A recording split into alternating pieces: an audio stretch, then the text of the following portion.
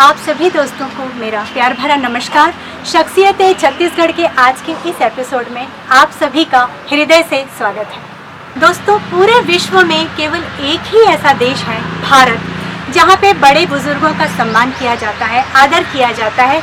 उनके चरण को छूकर ही हम घर से बाहर निकलते हैं। आज भी हिंदुस्तान के लाखों करोड़ों घरों में जब तक हम अपने माता पिता बुजुर्गों के पैर न छू लें, हम घर से बाहर नहीं निकलते हैं। कितना अच्छा लगता है ना बड़े बुजुर्गों के मुंह से सुनना, जुग जुग जियो, जीते रहो बेटा, सदा सुहागन रहो, दूधो नहाओ पुतो फलो। कितना अच्छा लगता है ये सब सुनना। लेकिन दोस्तों, आपको ऐसा लगता है क्या सभी जितने भी वरिष्ठ जन हैं, जितने भी बुजुर्ग हैं हमारे भारत में, क्या वो ये अधिकार पा रहे हैं? क्या वो लोग उतने ही सुखी हैं, उतने सुख से रह पा रहे हैं? लेकिन दोस्तों, ज़रा ये सोचिए कि भारत के इतने सारे बुजुर्ग वो सम्मान पाने के जो अधिकारी हैं, जो हक रखते हैं, क्या उन सभी को ये सम्मान मिलता है? उनका ये हक पूरा होता है? मुझे लगता है कि एक माँ 10 बच्चों को संभाल सकने की ताकत रखती है, लेकिन क्या वो 10 बच्चे मिलकर एक माँ को संभाल पाते हैं? बहुत सारी जगहों में ऐसा होता है। कई जगहों पे बहुत सारे माता पिता आज अकेले ज़िंदगी बसर कर रहे हैं।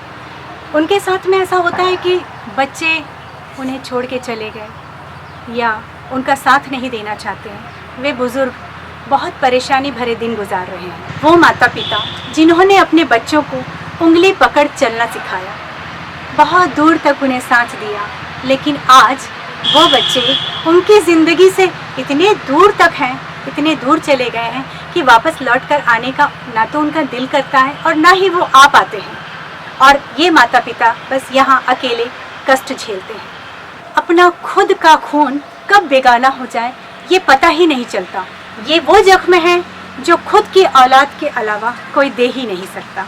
लेकिन दोस्तों, इन सब से परे आज हम एक ऐसी जगह पर आए हैं जहाँ पर बहुत से बुजुर्ग एक साथ एक घर में एक छत के नीचे हंसते खेलते गाते और गुनगुनाते रहते हैं।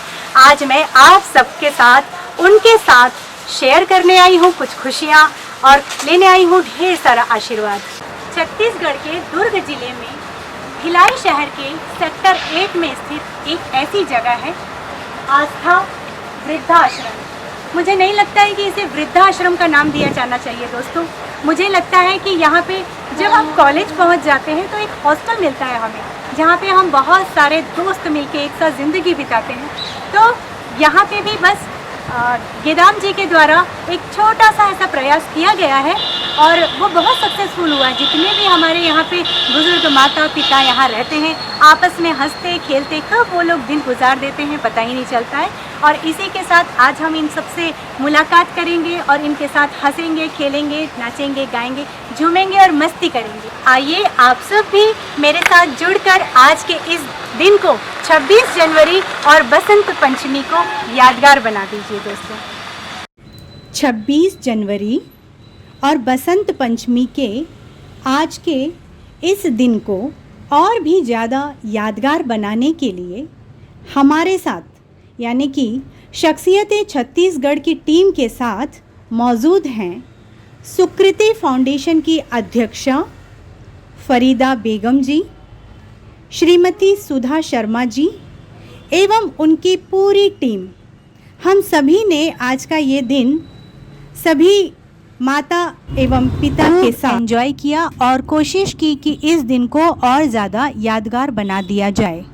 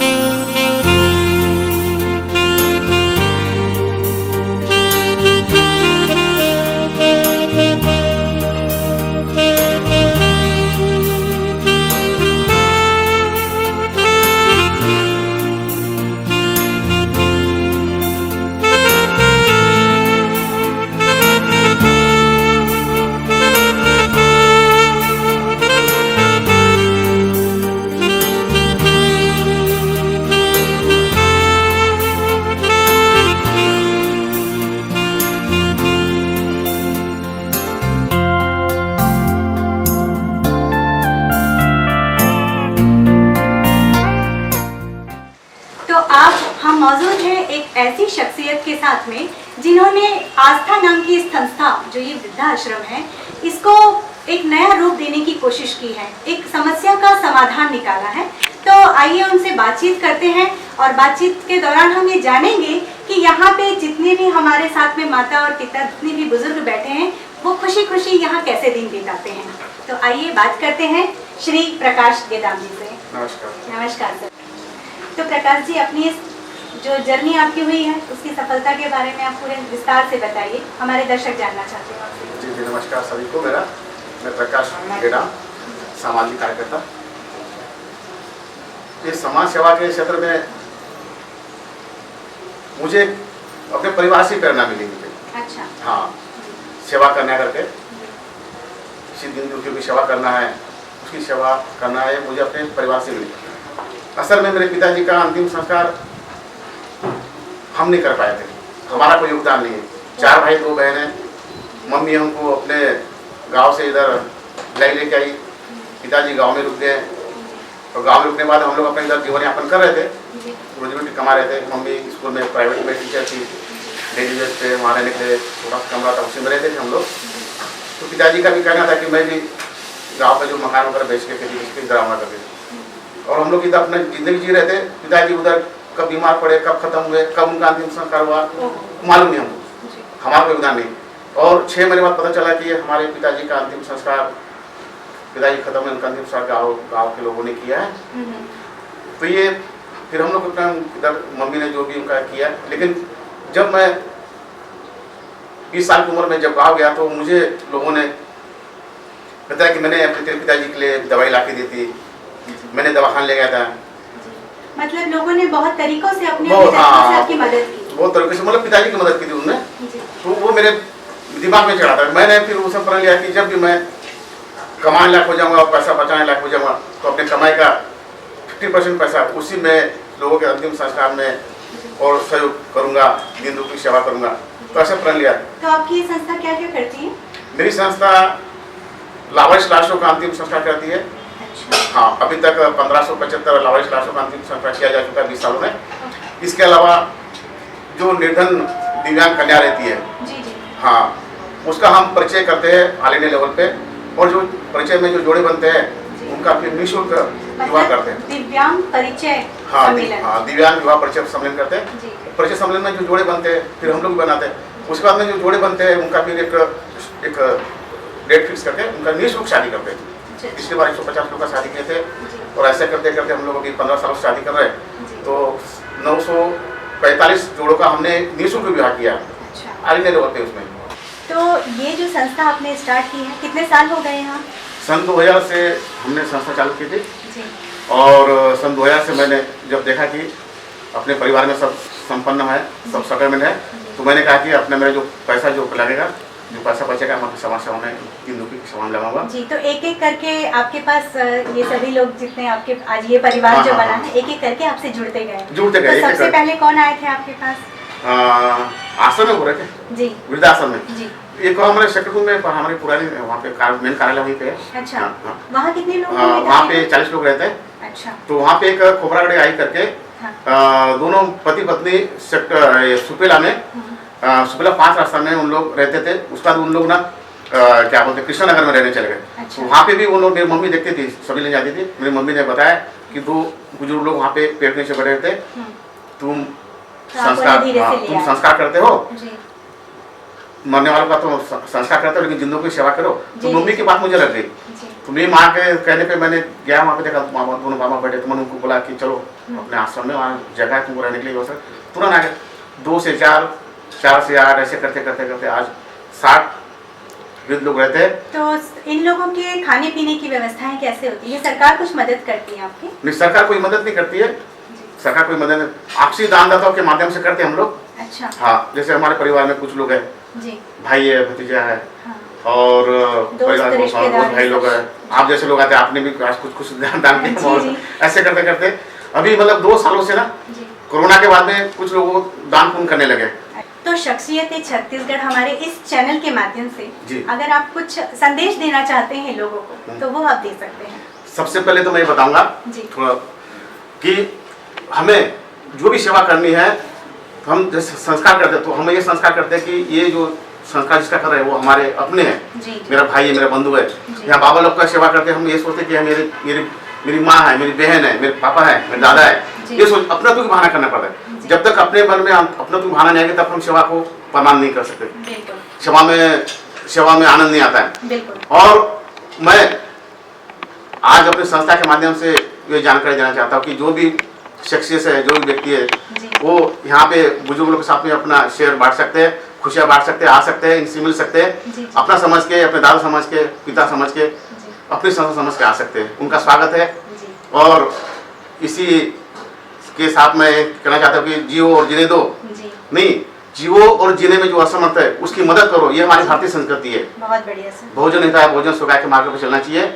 और यहाँ पे हमारे आश्रम में जो बाबा लोग रहते हैं, इनको मैंने कभी ये नहीं कहा कि आप इनको बोला कि आप अपना घर समझ करिए, आप आश्रम में नहीं अपने घर में रह रहे और एक दूसरे की सेवा कीजिए, एक दूसरे का दुख बांटिए, आपस में खेलिए मिलिए, मेरे से जो होगा मैं करूंगा।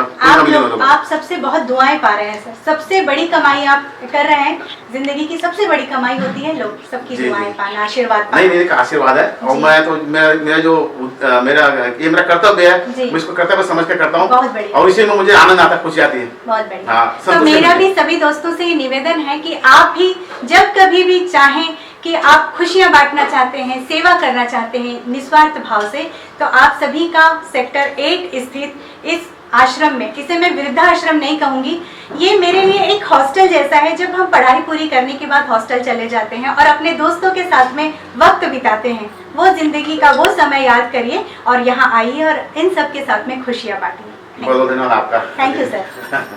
अब हम स्टार्ट करने वाले हैं एक गेम आप सबके साथ, और गेम के रूल्स एंड रेगुलेशंस बताने वाली हैं सुधा शर्मा जी, प्लीज। ये एक बॉल है, इसके अंदर सब पर्चियां डली हुई हैं। आप लोगों को एक एक पर्ची उठाना है।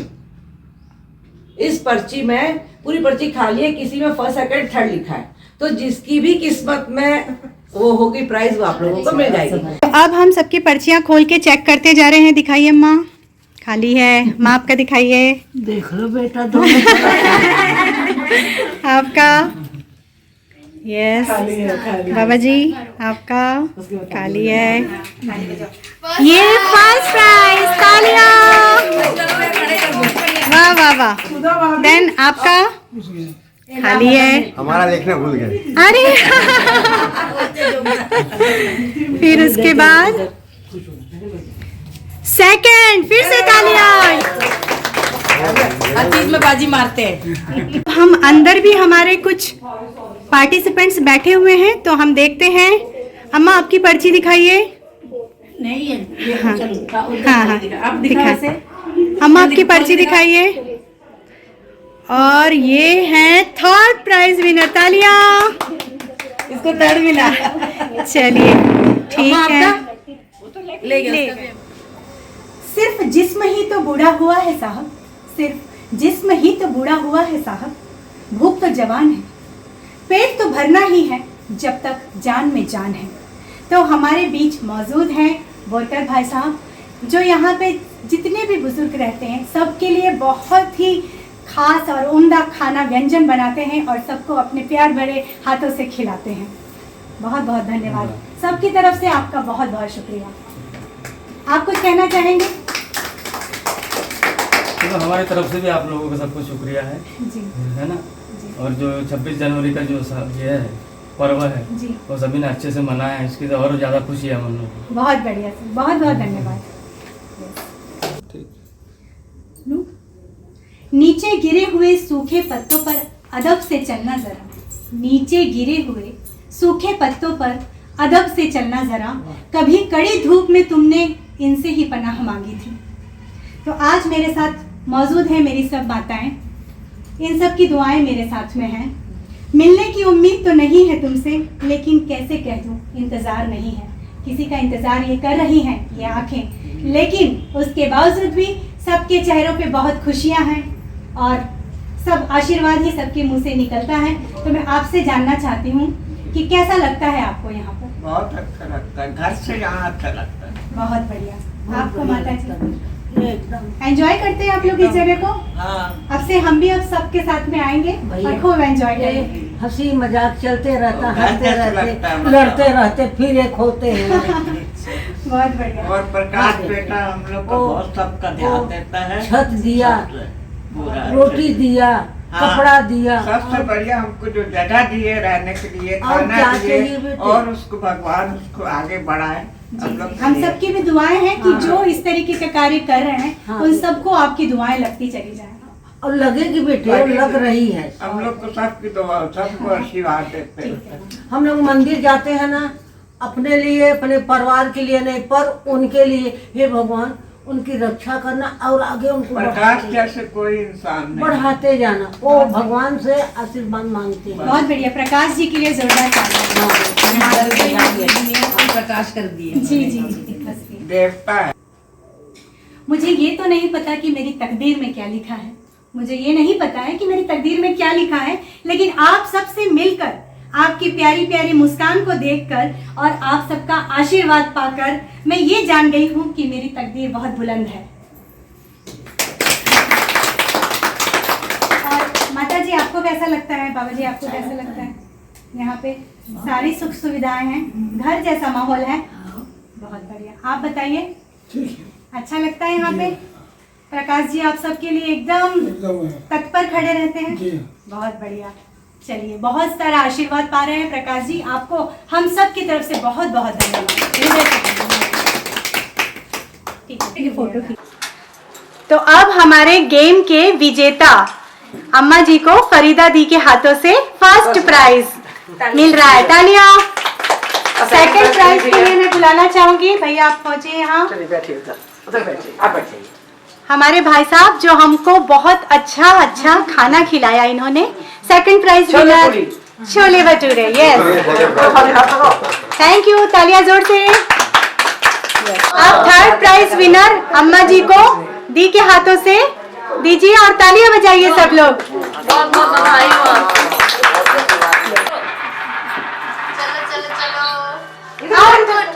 Out out.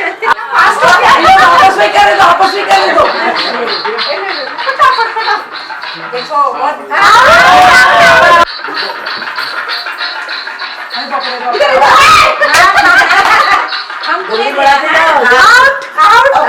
बजा। बढ़ाते जाओ। हाँ चलो। कौन जीतेगा, कौन जीतेगा? जल्दी करो। यस, जल्दी जल्दी दे उनको, अपने हाथ में बस। हाँ ऐसे लो।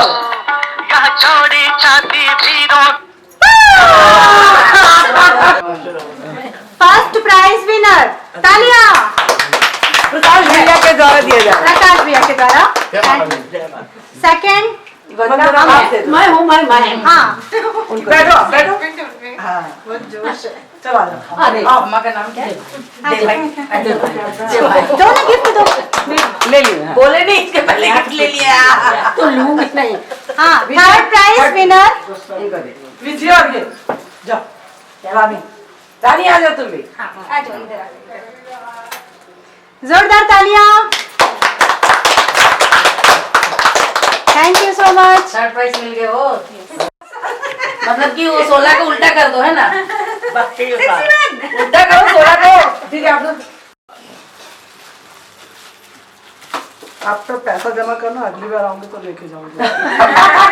बस, और अब तुझे साथ